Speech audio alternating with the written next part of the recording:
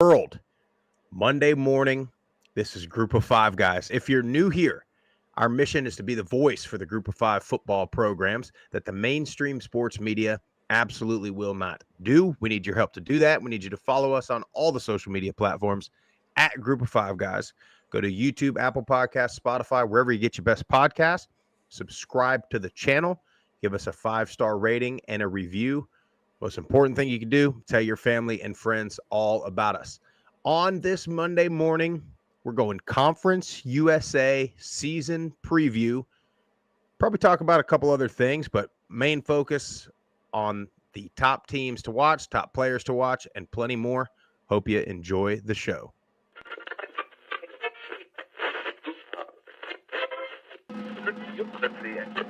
Have you had it from somebody born and raised in Lafayette, Louisiana, at a tailgate? Doubt it. I said Michael Pratt has got to show up and play, and boy did he. 394 yards, 4 touchdowns, 48 rushing yards on the ground, and another touchdown. Projected getting drafted between the first and third round, that's incredible. That's the wide receivers are absolutely stacked for the Group of Five. Yeah, I really appreciate you do for the Group of Five programs, and I think it's great. I think we should get more of this, but you guys are on the forefront of this. And so I'm thankful for this. I'm glad that you're talking about the Group of Five because I think they get overlooked. But it's a ton of fun to watch a guy go to the NFL from a Nevada or a Colorado State or a Middle Tennessee or an App State, and fans follow that kid.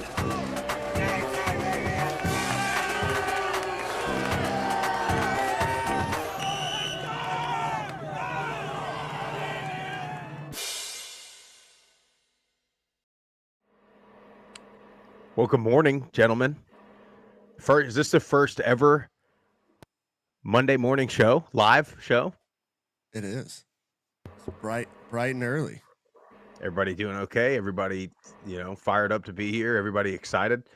Everybody get enough sleep last night? Tip, I'm talking to you, pal. I don't know. I've probably been up for like an hour or so. Just had to, woke up in the middle of the night, had to pee, and then just couldn't get back to sleep. Just anxious, just ready to get started. And I just started I was just laying there thinking about, just how close we are to football season actually being here. We've been talking about it for weeks now and even months. And it's just, we're here, boys. It's almost football time. It's game week. I mean, we got football kicking off on Saturday with a little teaser, little appetizer with week 0, which, by the way, I've been meaning to ask you guys this. What are y'all's thoughts on week 0? Do you like it? I mean, yeah. I mean, I'm good with it. More football, I'm never going to cry about. So, yeah. I agree. I think it's mainly due to scheduling issues. They get to a point where there's a handful of games that they got to get done. And I think that's why they throw it out there and they have it. But, I mean, we all know it really gets kicked off, not this weekend, but next weekend. But there's a couple matchups I'm looking forward to. By the way, have you seen this sweet UTEP I see Meadows t-shirt jersey that I got? Shout it. out to Tim for the merch. I see what you're doing here, and I tried to remain neutral on this show. I didn't want to wear any CUSA gear. No, you guys. But I thought about wearing some. Of course, I thought about wearing some middle stuff. Some FIU stuff. I'm always high on the Panthers, but I was going to remain neutral till you get to my picks. But anyway, Monday morning, Jeff's in the new studio.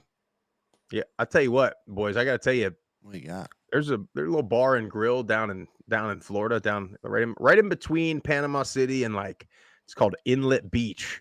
Shades Bar and Grill. I think they got 133 college flags flying in their bar. I mean, I tried to look around and see. I don't think they were missing anybody. That's dope. Big shout out to them. Great. Yeah, and then there's a little pizza place in the little beach neighborhood we go to, and odd combination, but there was a Rice football jersey hanging in there, and then there was an Alabama jersey hanging in there, which I'm sure they're fans of Alabama. And then there was a Southeast Missouri State women's basketball jersey hanging in there. SEMO. Yeah, SEMO. You guys know my buddy Wiki Gene is a SEMO alum. Is he really? Yeah, SEMO alum. Play a little DN down there or up there at SEMO. But I thought, I mean, this is a kind of spot that might hang a group of 5 guys flag or something in there. You should have approached him. Huh? Should have approached him. Should have been like, hey, we got a big time sponsorship for you right here. Just hang our flag up. Yeah. Shout you out. Yeah, I tell you, dude. I mean, they got that place. I've been telling you guys, that pizza place was the only place. It's really the only place you can get food like that you can walk to in that area.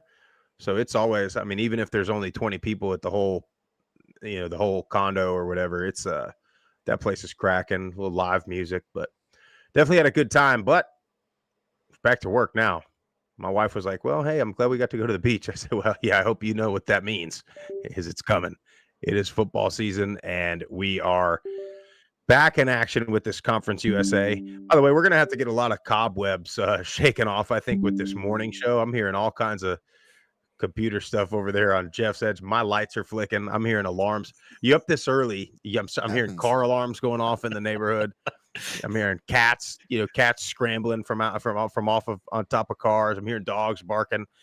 So I don't know. There's probably going to be some issues as we roll through this, but this is the first one, Conference USA preview time. But here's how we're going to work these tiers. And by the way, tomorrow we're going to have Maction, Wednesday American, Thursday Mountain West, and Friday Sun Belt. So we're hitting you with 5 straight days of conference previews. And then once the season gets started, we'll cut it down to 3 days a week. But so here's how we're going to work these conference preview shows. That way they all look pretty similar. So we're going to talk about the favorites. We're going to talk about the contenders. We're going to talk about sleepers or dark horses. We're going to give you a player of the year, an underrated player. We're going to give you some of the most important games, and then we're going to pick a winner. You boys ready to crank this thing off or what? Absolutely. I mean, I think the obvious one, right? Conference USA. And this is probably why we did it first. We didn't do it first. I saw everybody up. See, you guys went in order. Well, worst to best conference. That's not how we did this. We did this because Conference USA, it's probably the most obvious, I think. And we did Sun Belt Friday because Sun Belt is one of the ones that is a top to bottom conference where it could go a bunch of different ways. And I have no idea what these two are going to do. They don't have any idea what I'm going to do. But Conference USA, I mean, I think the obvious favorite, right? It's Liberty. I mean, undefeated last year. What, 10.5 over under this year on the win total? So they're expected to do the same. Bringing a bunch of guys back. Jamie Chadwell brings them in second year. Unfortunately for them, they still were unable to get a Power 5 matchup, which is what everybody thinks they need. Although they do go to Boone in week 5. But what'd you guys think on Liberty going into the year? Yeah, I mean, I think they're the favorite for sure, right? They're returning all pretty much their firepower on offense, minus their receiver that left. O-line is back and intact with, I mean, really big, some great size. Treon Sibley, top receivers coming back. Tyson Mobley comes over from Coastal. He was dynamic there. And then you got the top, the nation's top, one of the nation's top rushing attack in Salter and Cooley. So, I mean, I don't know how any right-minded person wouldn't think that the Flames are a favorite this year.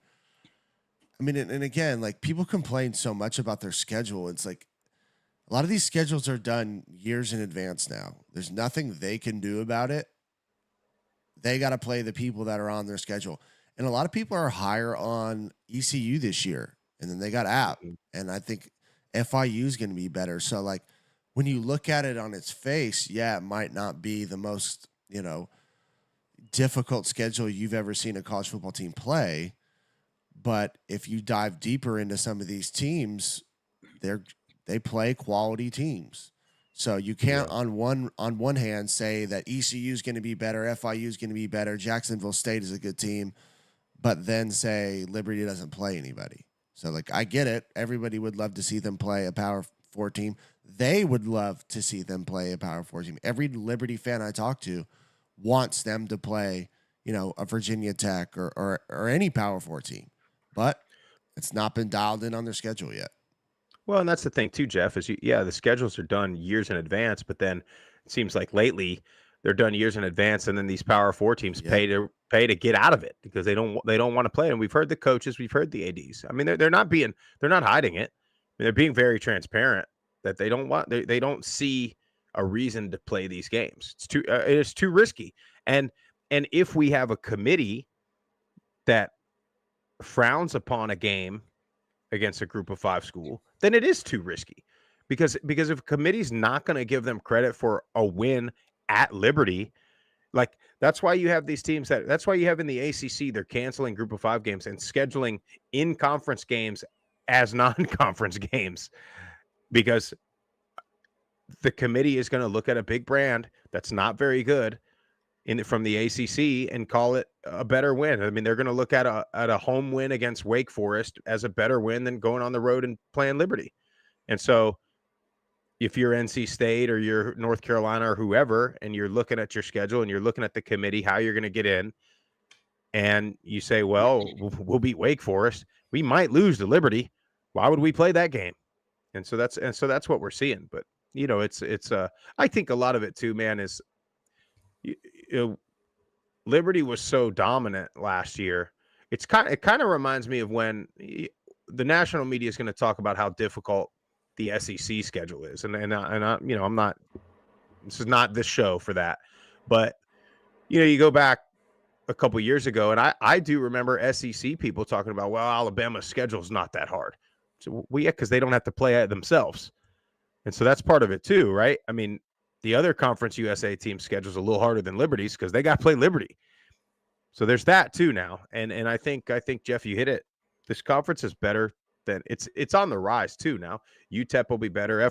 Everybody I think will be better, other than probably New Mexico State is going to have some drop off. But then you got these teams like Jacksonville State, like Sam Houston, like Kennesaw State that everybody just give them a year or two now. Let them catch up with the scholarships and all of that stuff. And obviously we saw Jacksonville State did just fine, but Sam Houston and then Kennesaw coming in. I mean, yeah, should be some good teams. I think we get a little bit spoiled, maybe the word, or used to a team like James Madison coming up from the FCS ranks and just being incredible right away. Like, they were an anomaly and they did it the right way and had tons of talent to back it up. That's not always the case. I think it's far and few between that's the case. So you got to give these teams, a year or two at least to get acclimated. A lot of times they're coming with less size, but when you move up and you have more scholarships and you get the resources, from a bigger conference, like, it's going to pay dividends. It just might take a couple years. So, and Jacksonville State was very good as soon as they came up. So, it's not always going to be the case that they come up and they go undefeated and possibly win the conference, or I guess I should say should have won the conference and gone to a championship game, but then you complain the entire time when you knew the rules. Oh, Jeff, I thought we were over that stuff. No, I'm not. You want to know why? Because I do want to know why. On Twitter, they might, man, I like James Madison. I do. And one of my best friends went to James Madison. He's a big Dookie fan. But some of their Twitter fans, let me tell you, they are nonstop on the socials. Yeah. Our Tip, did you have anything different on Liberty? I mean, if we're going to pick out one fault or struggle or something they can improve on, I think it's on the defensive side of the ball. We saw last year where they did struggle against teams that could pass really well, like when MTSU went up there last year and played them really close. When they play against, again, we'll go back to the Fiesta Bowl, Oregon, a team that can pass the ball extremely well. Teams like that had success against Liberty. Liberty was able to win a majority of those games, but then had to play Oregon with Bo Nix and that high-powered offense, and you saw them struggle against the pass. So if there's one thing that they could improve on, it's that. But you have the high-powered offense that can just outscore everyone, right? And kind of going back to the discussion about the college football playoff, I think the committee now, since Liberty played Oregon last year, I know the score and everything like that of that game, but I think Liberty has enough recognition now to where if they did beat a P4 team, I don't think it would necessarily be considered like, like a bad loss or something like that. And it could potentially be like if a P4 team did beat Liberty, they might consider that like a key win or something on their resume. But it's when you have teams like Jacksonville State, maybe Western Kentucky, MTSU, any of those other, top teams in this conference, that if they beat a P4 team, the committee is going to look at that and say, well, that's a bad loss when these are good quality teams. Yeah. Well, I mean, we say it every single year. It happens every year. I mean, all of those schools beat a P4 team every year or two. I mean, hell, I mean, Liberty, you're looking at outside of last year, the year before, where they take Wake Forest and Virginia Tech, they lost by 1, and then they beat Arkansas on the road. They've beaten the year before that, they beat Syracuse. I mean, they're playing who they can play, and they're beating them. It's not like they've never had a schedule or never beaten one of these teams. So I think that's a little bit overhyped. Yeah, before we move on, I do want to shout out Tyler Arrett in the chat with us this morning. Welcome, Hey, Tyler. good morning. He makes a good point. He says, given the hand that they were dealt, Conference USA has done well with the new additions. The new teams last season did well. The conference would have been even better if teams like La Tech and MT did well like they've done in years past. So I agree with him. Yeah. I agree with him on that. Well, that's right. And before we move on, I mean, he middle gets to rolling a little bit. Western, I mean, you're gonna have a 4 or 5 team race every year, which is what every conference in college football has every year. So I think we can just relax a little bit. And I think we know, listen, people just hate Liberty for 100 reasons outside of football too. So I think that's part of this as well. So did you guys have anybody else in that? What's up, Jeff? I just feel like we deserve to shout these guys out who are hopping in the chat. Matt Hardigan's in the chat. I appreciate you guys checking in on an early Monday morning. Absolutely. Yeah. I'm telling you, we had. If you're on Twitter, by the way, or on Facebook watching YouTube live chats, it's a good back and forth, and we try and keep a big eye on that. So if you got any questions or something or comments, put it in the live chat, and we'll shout it out for sure. Appreciate no doubt about that. No doubt about that. Well, so outside of Liberty, did you guys have anybody else in that favorite tier, or did you? I didn't. I went. Jeff, you did. Okay, so who you got? I kind of looked at it like in every conference when you look at I just think there's going to be 2 favorites I guess I looked at it like 2 favorites to make the championship game. Maybe that's how I had it in my head. But the other one I had was Western Kentucky, with 9 starters returning on offense. TJ Finley coming over from Texas State. I think this conference really is Liberty and Western's to lose. Now, I think there's definitely other teams in it that can compete and might possibly knock off one of those teams. But with what the job that Tyson Helton's done, especially with transfer quarterbacks, I think TJ Finley will have a great year. Malachi Corley's gone. I mean, that's a lot of production and the type of player you can't just replace. But Dalvin Smith is there. Katie Hutchinson is there. And then you get a FCS transfer tip. I know you like these guys, and I talked about them a couple months ago, but Keyshawn Johnson, transfer from Alabama State. This guy had a great career there, and he comes transferring in. I think he'll be a slot guy, and he'll be perfect for that offense. Short, intermediate routes, get him the ball in space. He'll make something happen. He's got great hands. And then Michael Matheson comes back, who was injured all last year. So I think they have a lot of weapons. I think the biggest question mark for me is that offensive line. 3 starters come back, but it's going to be a little bit of kind of moving guys around, seeing who fits best, what group. A lot of these offensive lines, right, Sprouse, and you knew this. We had so many different groups, and during camp, you kind of plug and play and see who fits where. Maybe this guy's better at a guard than a tackle, and you got to find the best mesh. And I don't know if they'll get that right off the bat when they open up, I believe, at Alabama. But I think I think they're the other favorite in this conference. Yeah, I think so too. And I had them. See, I just looked at it a little bit different. I thought, Liberty is by far the favorite. Agreed. And so I slid Western down. I mean, I think TJ Finley is going to be.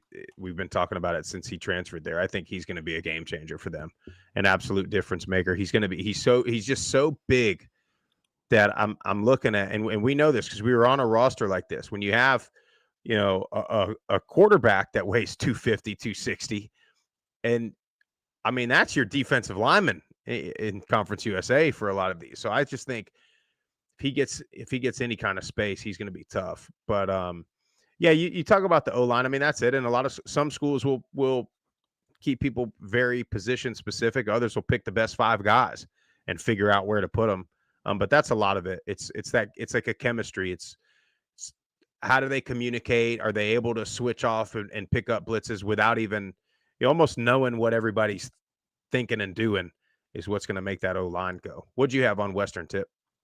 Well, if we're just going to go straight to it with Western, if they really want to contend and compete with Liberty, we know the offensive firepower is there, but is that defense going to be able to stop Caden Salters in that Liberty offense? I mean, you just got to go straight to that question.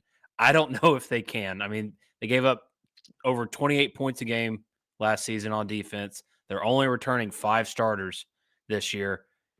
If you're going to compete with the teams like Liberty and you want to try and win the championship, you got to try and find a way to stop that offense. I mean, you just got to be completely honest with yourselves with that. I mean, a lot of these teams on the schedule, you can just, outscore, but they do have a tough non-conference schedule. I mean, they play at Alabama, home against Toledo, at home against Boston College, which, I mean, honestly, they'll probably be favored in that game, even though it's away.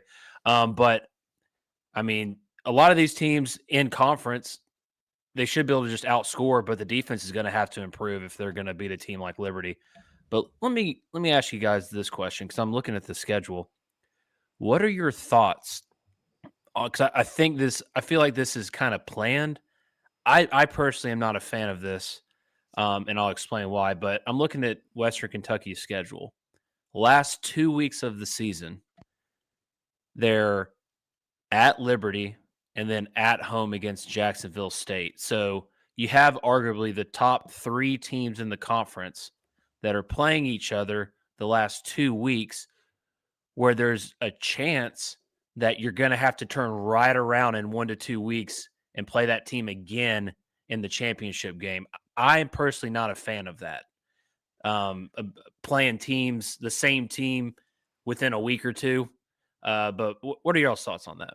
Yeah, I mean, we've seen it happen a couple of times, haven't we? Especially in the American, I think it was. We saw it. I think the positive of it is you'll probably have all of these teams in contention all season long.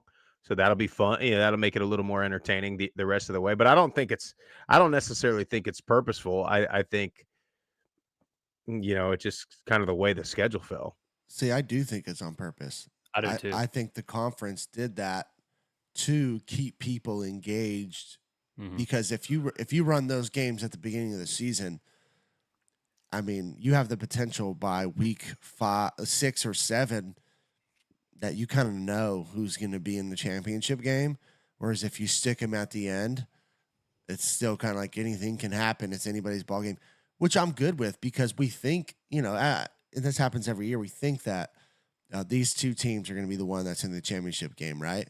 But like, let's say a Kennesaw State happens to knock off Western Kentucky in that week. What is that, 8 matchup or whatever it is? It shakes everything up. And then they still got to play Liberty and Jacksonville State in those last 2. So is it my favorite? No, because you get the back-to-back game if it ends up shaking out that way. But it very well could be different. I just kind of wish it was a little more spread out through the season, I guess. I mean, I'm okay with 2, preseason contenders playing at the end to make that game meaningful if it comes down to it. But just having Liberty and Jacksonville State in back-to-back weeks, and those are currently the top 3 teams in the conference, I just kind of wish it was spread out more through the season. You guys actually changed my mind. I think you're both right. I think it was on purpose, and I think the biggest thing is they're looking at Liberty. Kudos And to you for being honest. I'm a rational guy now. If somebody gives me facts and data and a good solid point, I'll change my mind. I'm not your typical person in 2024. But anyway, I think what they're looking at is if they have an undefeated Liberty again, and it's late in the year and Liberty's barely, they'll be 9-0, they'll be number 25. They're looking at, hey, maybe Jack State or Western Kentucky can be 8-0, 9, or 8-1, 9-1, and that win to the committee is going to look a lot better than beating a 2-1 Western Kentucky or a 5-4, whatever they are. So I think they're hoping that those are 8 or 9 win teams at that point in the season, that Liberty, their cash cow, can knock off and make another run. But let's talk. So let's talk Jack State. I'm assuming that's who everybody else has as a contender. That's who I have as a contender. Lose the quarterback, but their number 2 guy Smothers is back. He played a lot last year. But Rich Rod's got that thing going. Yeah, he also brought in a couple of transfers too. I don't know if Logan Smothers has been named the starting quarterback yet or not, but brought in Tyler Huff from Furman and Zion Turner from UConn. So if there is any type of QB battle, it looks like it's a 3-way QB battle. But I'm assuming Logan Smothers is gonna end up winning that job if there is a battle, if he hasn't already won it. But I mean, this team we saw last year, they like to run the ball, right? And they have some depth at running back. Anwar Lewis, they have a Georgia transfer, Andrew Paul, and Ron Wiggins. So I mean, you have depth there at that position, and you're going to have this team wants to run the ball, wants to control the clock in the game. But this is a team that needs their starting quarterback, to be efficient throwing the ball when you have a team like this. There's a lot of question marks, I think, on the defensive side of the ball with only 4 returning starters this season. But I have them as a contender based on last year's performance, and just I have trust in their head coach and Rich Rod, right? And just the transfers and the recruits that he's bringing in. I truly think he's trying to build a powerhouse team that can compete in this conference.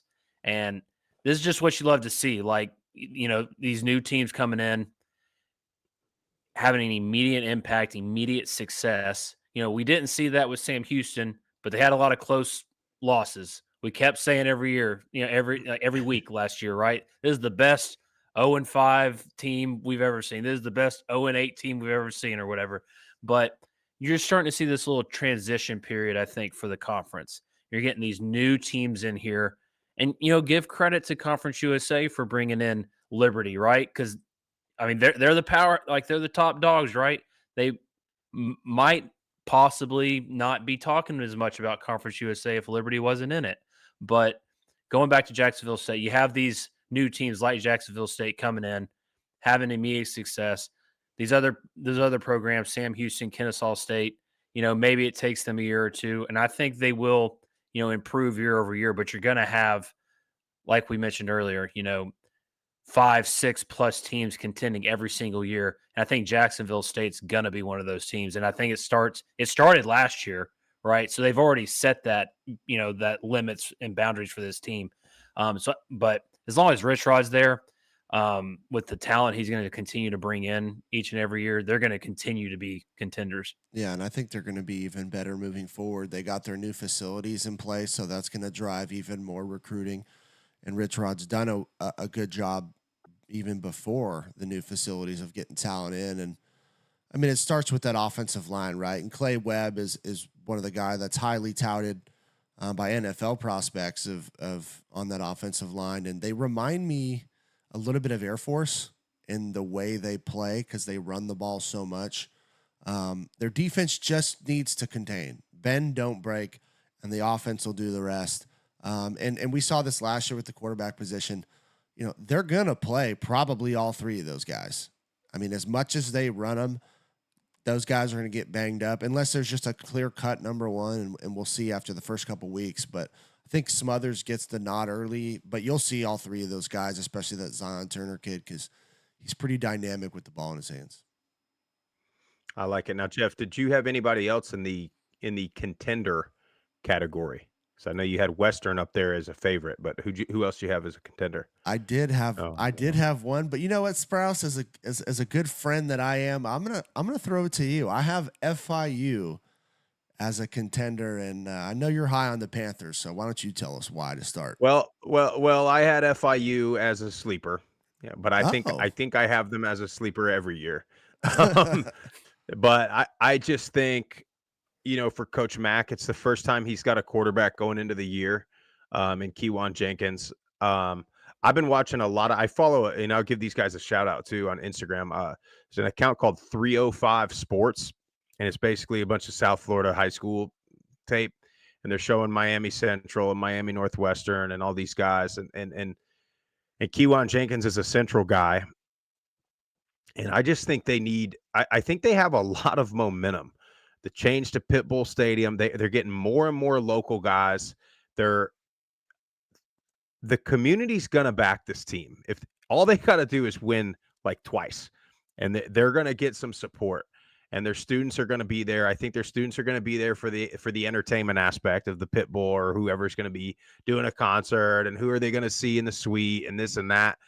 And I think they just got to put it all together. And we've talked about this before, but McIntyre's been at a few places, and every place he's been, it seems like, has been a rebuild.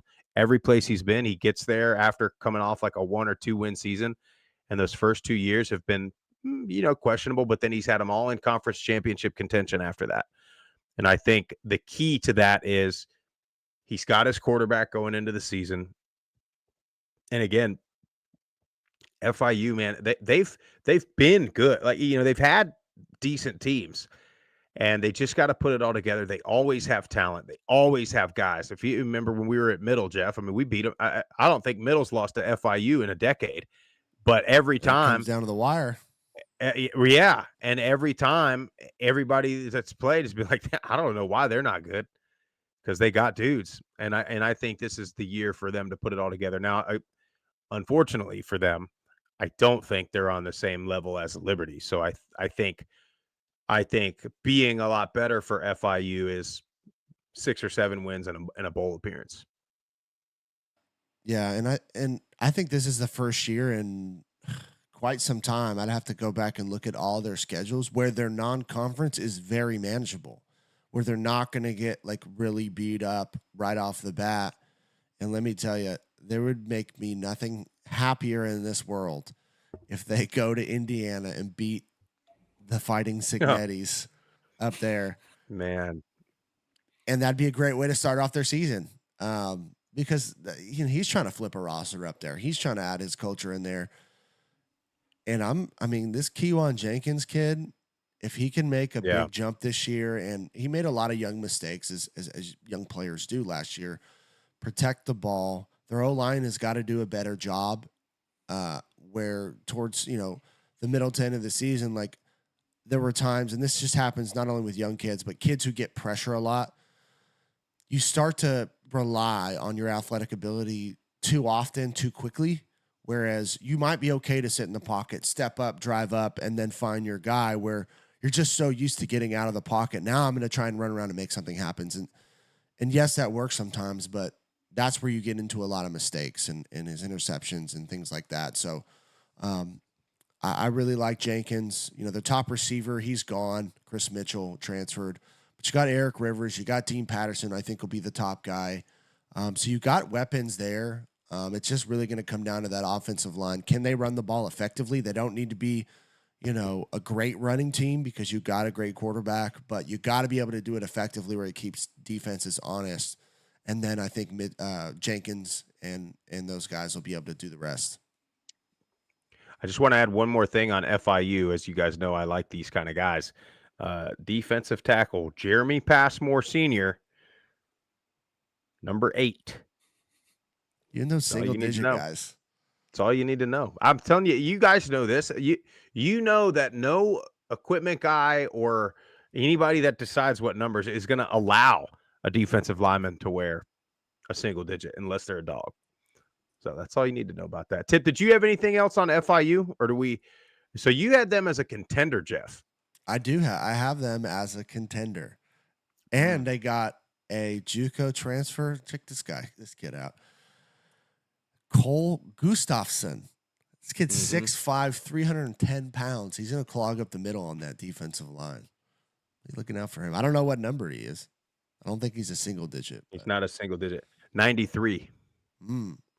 Big boy. 93 like at nose, and then Passmore's going to be playing, the 3 tech or 4 tech.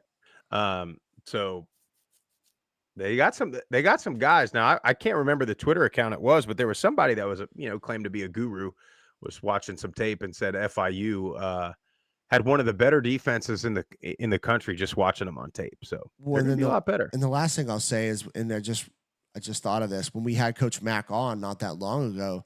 He said this is the first year he felt like they didn't get completely crushed in the portal.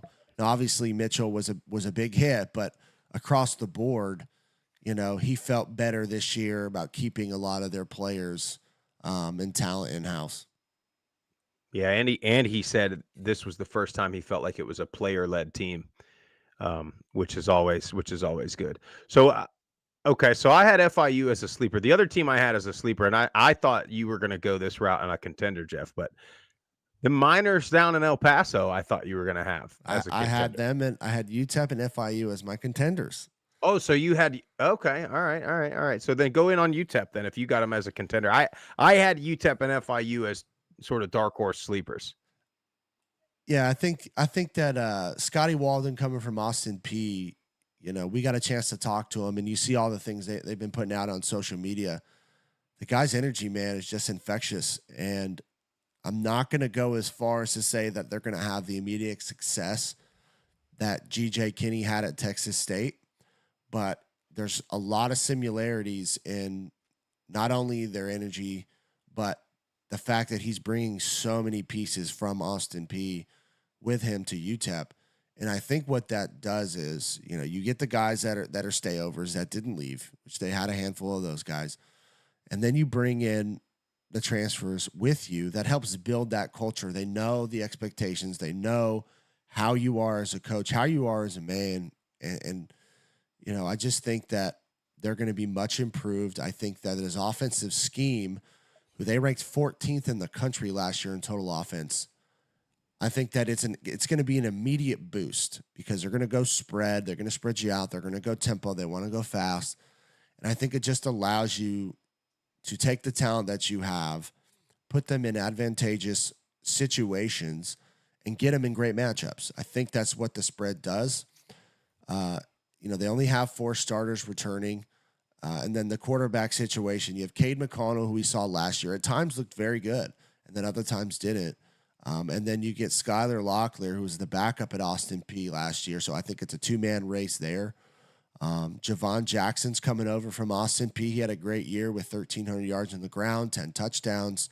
Not a ton of depth on the offensive line, but they got a few pieces. The tackles are transfers that came with them. And then their receiver out wide, who I think is going to be a household name by the end of the year, is Trey Goodman. He averaged 21 yards per reception last year for the Governors, had 7 touchdowns, and then you get an Eastern Kentucky transfer in Jaden Smith. So I think it's going to be they start off the season at Nebraska. I really hope they win that game. It's going to be a tough matchup because it's your first time seeing live bullets. You're always going to have, mental mistakes and you're putting in a new system. And I don't care how much you've practiced it during the summer through fall camp, there's going to be mistakes. But hell, it wouldn't shock me if they go up there and they're hanging around and if they can possibly pull off a win, that'd be incredible. But I'm high on the Miners, man. I like that. Tip, do you have anything else on UTEP? Well, just want them to stay healthy for these non-conference games because after Nebraska, they're on the road at Liberty, at Colorado State, and then at Tennessee later in the year. So just want them to stay healthy, through the year, through through the conference games. But like Murph said, you might not see an exact immediate like turnaround or instant success like you did with Coach Kenny at Texas State, but I think they're going to impress and probably exceed like current expectations. And I think they'll win more games than other people, think that they will. Yeah. Yeah, I agree. I think Walden's energy's off the charts, man. And that's the recipe. You brought up GJ Kinney. We talk about Jeff Traylor all the time. That's been the recipe out in Texas. Get a Texas guy back in there with all the relationships and the connections. And they've been hitting the recruiting trail hard too in Texas. Yes, they have. I mean, all those, Texas State, UTEP, they've been really pushing to keep. I mean, and what's crazy is I don't think you realize it until you see how many players, when you actually dive deep and look, how many players actually come from Texas. There are that state is full of incredible athletes and football talent, and they're doing a good job of keeping those guys, especially that for a young linebacker by the last name of Meadows. Well, he might get some playing time this year. Hold up that shirt a little higher there, Jeff. I could turn around. I'd show you the back. It's got the name on it. Wow. Speaking of Tip, did you see that flex he just did with that chair? Look at that chair. What? Oh, what is that thing? That's a nice chair. Is that one of those X Factor chairs that are like $4,000? No, it wasn't quite that much. I caught a nice back to school sale at the old Office Max. But no, dude, I've been sitting, Sprouse, we're going to be spending a lot of time on these airwaves every week in and week out. I was like, I got to get me a decent chair here. That's not the chair that I'm sitting on. I'm fairly certain I picked up off of a Curb Alert in the neighborhood. Somebody was throwing it away, and I was like, "Oh, this is a good little chair." All right, well, we got to pick up the pace a little bit. I don't want to spend too much time on them, but Jeff, tell me about the Blue Raiders. They're my sleeper. They're my sleeper in this conference. Both of you guys got them as a sleeper. Oh yeah, I'm telling you. I think the energy that Derek Mason's brought in has been great. Now. He's flipping a roster. I think it's like 59 something new players on this team. And that's a tall task. I don't care who you are, what coach you are. Like that's going to be difficult, but I got the chance to see him live in person 2 weeks ago, and they look different. They look longer, they look bigger, especially on the outside, which I think is going to pay dividends. I think Bodie Reeder, the offensive coordinator, is a bit of a mad scientist, and when you get to talk to him, he nerds out, and I love that stuff. And I think when he talks about affecting defensive players' eyes, what he's trying to do, I think he's going to be probably the biggest key to this team.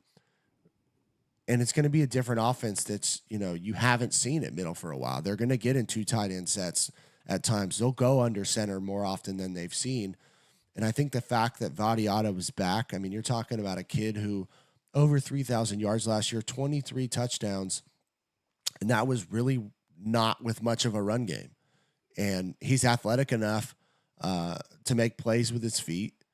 And when you have that paired in with the transfers they've had on the outside, I just think the Blue Raiders are going to put up offense. They always have. I think that's going to continue. Can this defense continue to get pressure like they've had in years past? I don't know that. Their D-line is going to be a whole new group. We'll see what happens there. But if you can give Vadiato a run game, and it doesn't have to be, a 1,000-yard rusher, but an effective run game, then teams can't cheat and give you 5-man boxes and put the rest in coverage, and then it makes it more difficult to pass. So I'm high on the Blue Raiders. I think they have a high ceiling. Can they get the offensive defensive line, to me, is the question. Tip, so do you guys both have them as a sleeper here? Or wow, Tip, so give me your take.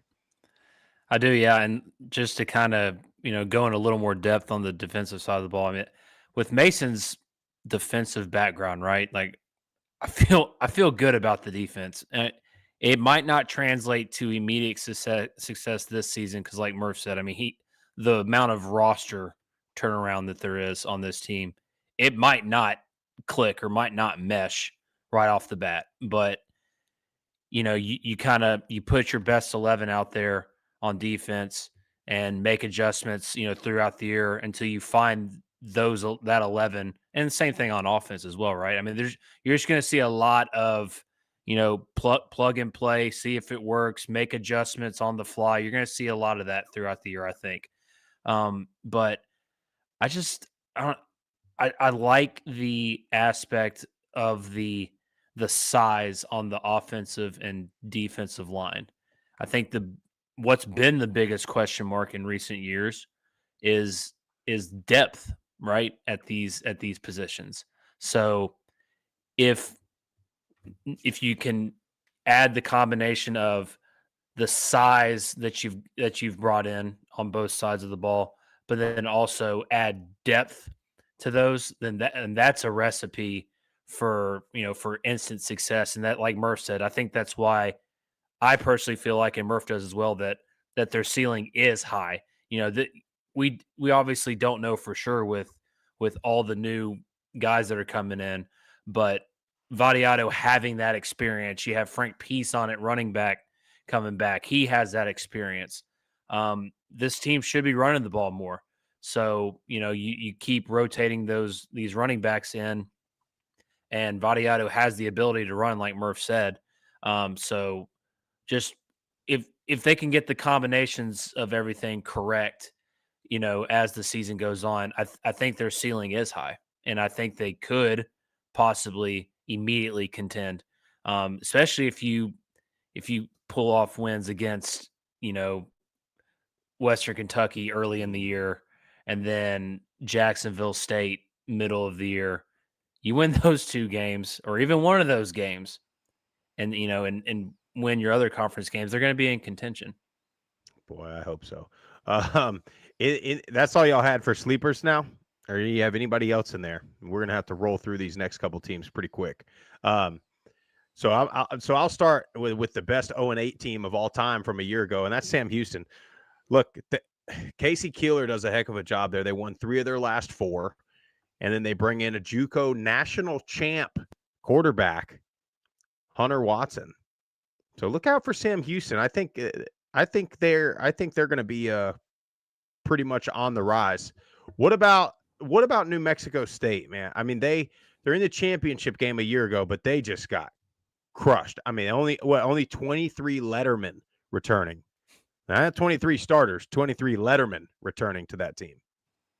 Yeah, not only did they get crushed player wise, I mean their coaching staff left, their quarterback left. So I just think when you lose the gravity of all that, I don't know how, in your first year, with a whole new program essentially, that you're going to compete like you did in the championship game. I just think it's too much to overcome. Their quarterbacks, plural, left. Yeah. If we remember, we were at that kid. Conference USA championship game.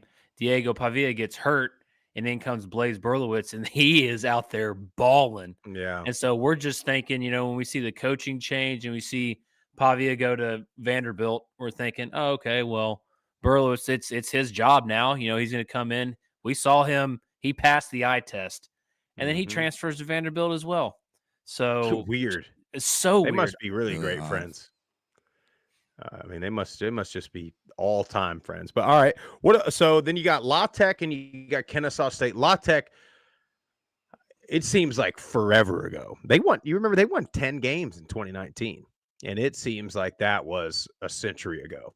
I don't know. I just don't see where they fit in this conference, to be honest with you. I don't know if you guys had anything else on La Tech. Yeah, I mean, I don't have a ton on them. I mean, they got 9 starters collectively coming back. They do, avoid Liberty on the schedule. So there's potential there, not having to play the top team. But again, I mean, a couple of you guys were high on them last season, and I just didn't see it. And it kind of panned out that way.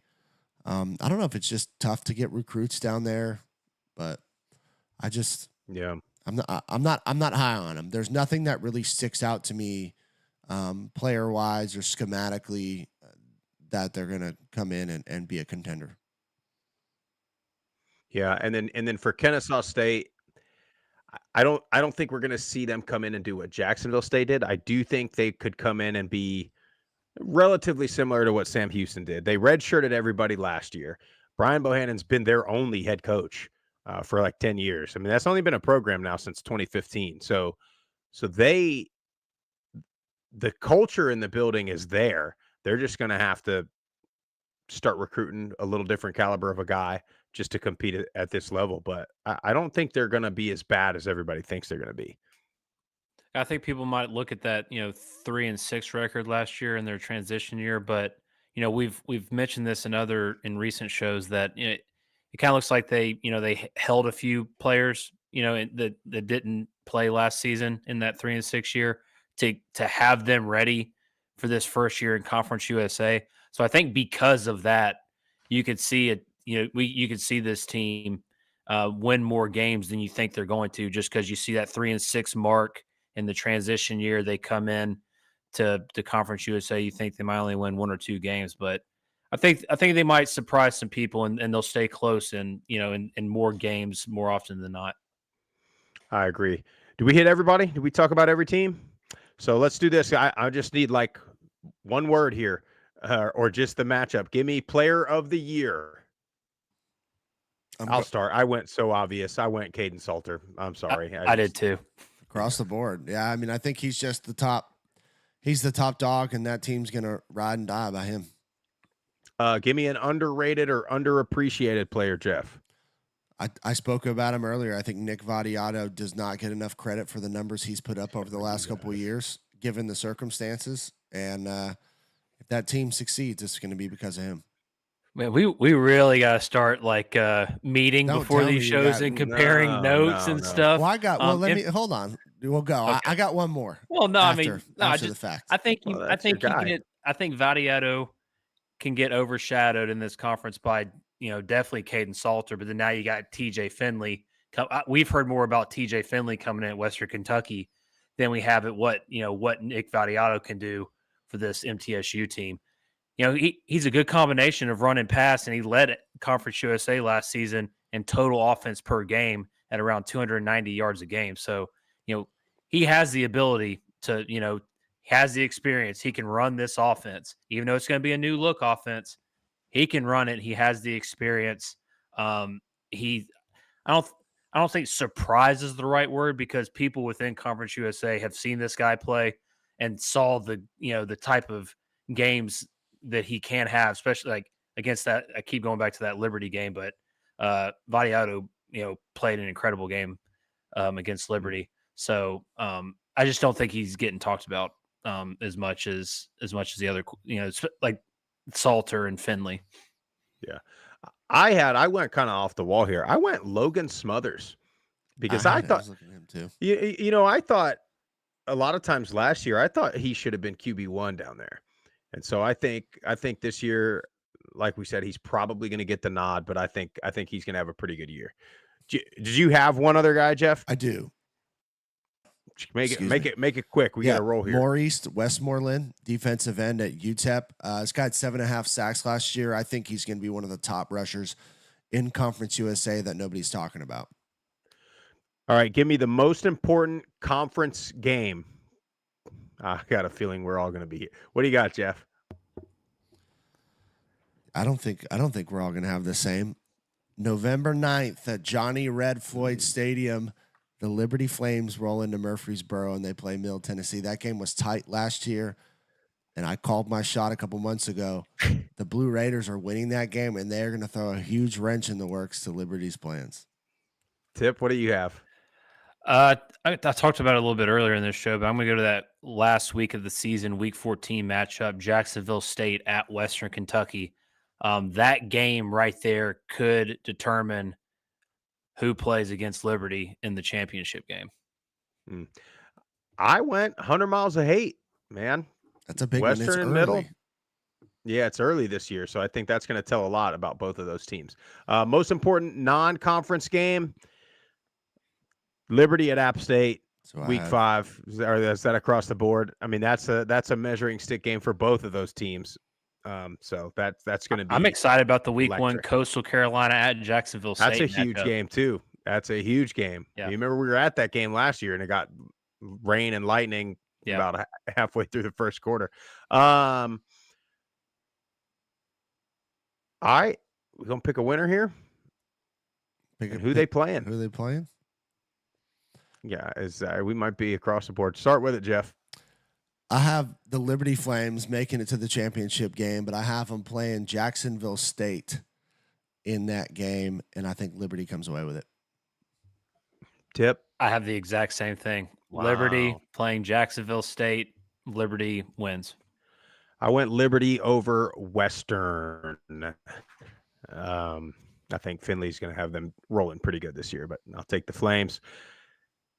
That is all we got for you guys. Thank you for, I got to tell you, 7:01 a.m. Eastern time. I mean, that's pretty good. We're right on time for the very first live show or very first live morning show. So we're going to try to keep this to right at an hour every day, or, Monday, Wednesday, Friday, once we get started. But we'll catch you tomorrow with a MAC preview. Wednesday with the American, Thursday with the Mountain West, and Friday with the Sun Belt. We have voicemail, Jeff. No, I'm saying I thought that's what you were telling me. No, I'm saying we're taking voicemails. So if anybody wants to call in, give us a hot take on your conference for the rest of the week, we'll play it at the end of the shows. 615-900-4286 for that hotline. Thank you for hanging out with us this morning, everybody that was in the live chat there on YouTube. If you were on Twitter or Facebook, make sure you go on YouTube. That live chat gets to be a little more entertaining, and we get a little more people in there. But thank you guys for listening. Thank you for watching. Make sure you follow all the social platforms at Group of Five Guys. Go to YouTube, Apple Podcasts, Spotify, wherever you get your best podcasts. Subscribe to the channel. Leave us a 5-star rating and a review. Tell your family and friends all about us, or you can go to group5guys.com and get you some Group of Five Guys swag. Have a fantastic Monday.